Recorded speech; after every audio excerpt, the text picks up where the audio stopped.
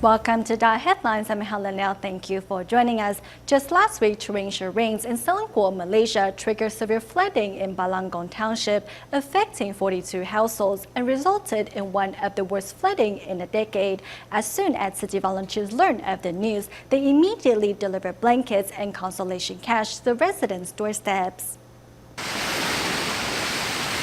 This is footage of the flash flood which struck Balangong Township, Selangor on November 1st. As soon as the waters receded, city volunteers headed to the area to get a grasp of the situation. Regardless of who they are, even if they're foreign laborers, if he or she is a victim of the flood, we still need to make a note of it. The last time the area experienced a disaster of such magnitude was a decade ago. This time, flood waters gushed down roads and into homes, and within half an hour reached a height of 3 to 5 meters. Residents had no time to save any of their belongings before fleeing. The last time we experienced a flood here was 10 years ago. We never imagined it would happen again. My bed and sofa were all damaged, and my son wanted to throw it out for me. But this is the only sofa I own. If he got rid of it, I would have nothing to sit on. City volunteers visited the 42 families who were caught up in the flood disaster to get an idea of their situation. The water reached this high and even higher inside. Nabil Hussein, who moved from Bengal to Malaysia with her husband 3 years ago, had recently just given birth to triplets.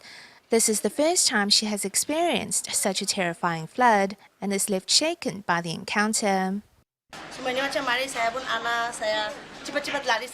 The water came gushing in, and I grabbed my children and ran. There was no time to pack anything, so all of our belongings are ruined. I was terrified at the time, and my mind just went blank. All I could think of was, who will be able to rescue us? As a temporary measure to ease the residents' plight, volunteers went door to door to deliver blankets and consolation cash.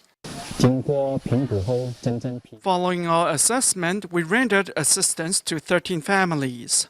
Some families turned down our offer to help because they felt that they could manage on their own.